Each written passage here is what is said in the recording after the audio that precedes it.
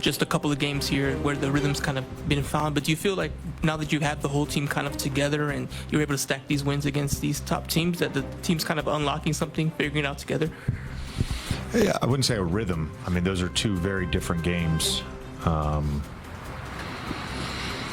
think the competitive spirit and togetherness, we had to play really hard tonight to put ourselves in a position to win the basketball game.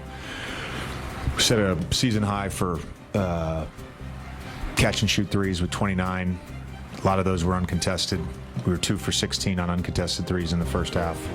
I feel like, we left a lot on the table, and they did a really good job, I thought, of not allowing us at times to get the matchups that we wanted with some of their scrams. They have a great defense. They communicate well. They're big. They're athletic. They're strong. But we weathered some missed shots, did a good job of taking care of the basketball, limited them to 13 fast break points and 10 second chance points, made them play in the half court. Our guys really competed on that. They left everything on, they emptied the tank. They emptied the tank on the defensive end. It was fantastic. JJ, Houston played some huge lineups, and I think you were small for a pretty good portion. What allowed those units to have success, and what's the key when you're in those formations against a team like that? Well, defensively, it's just packing the paint and getting rebound. I think we did that tonight. LeBron 8 rebounds, Austin 8 rebounds, Lucas 6 rebounds, Doe 6 rebounds, Gabe 4 rebounds, Vando 6 rebounds. That's how we have to. That's how we have to control the glass is by committee. This was very explicit. If you're on Şengün and Adams, you're not going to get the rebound. Your job is to box out. It's somebody else's job to come in, tip the ball to a teammate, or grab the rebound. We were great with that tonight. When we were in Memphis, you told us that you liked the way that the team kept going to Dorian on the three-point line, even though he was missing some, and he hit a big one tonight. His best game offensively as a Laker. Have you had to coach him up to be able to keep shooting? For him, it's probably feels strange to shoot 11 threes when you have Austin and LeBron and Luka as teammates. Yeah. But do you have to kind of unlock that in him? They should have been 14. He should have shot 14. He passed up 3. I think his teammates have a ton of confidence in him. We as a coaching staff have a ton of confidence. He needs gentle reminders sometimes to keep shooting. And particularly, look, the type of shots that he gets, whether that's a corner 3 or a pick and pop versus a 5, they're open shots. We're not going to get a better shot. He has to be willing to unload the clip every night. JJ, I know you kind of already touched on it, but it felt like they were really making a point to get the big 3, the ball out of their hands and into everyone else's hands, and you could tell that kind of by their field goal attempts.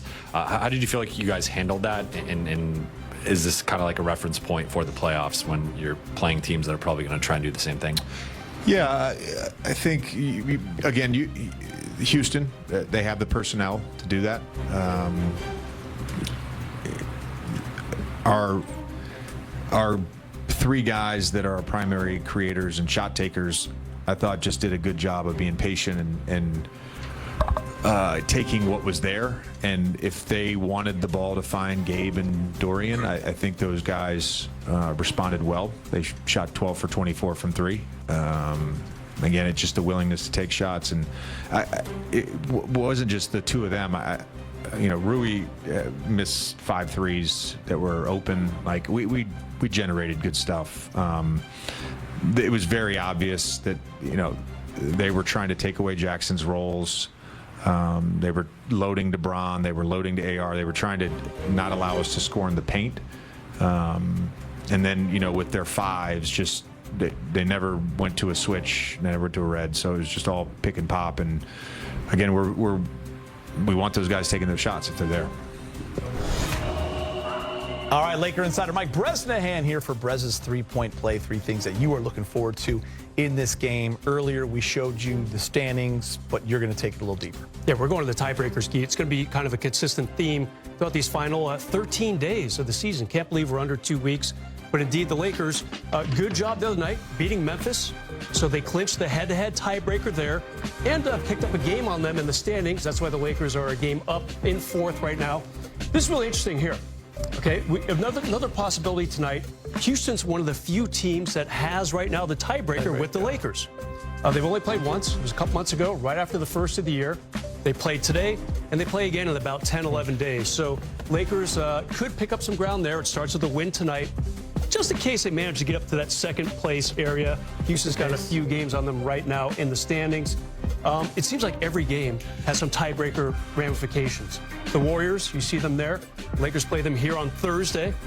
It's just tiebreaker central, Geet. And it's funny because I think we might have mentioned this the other day.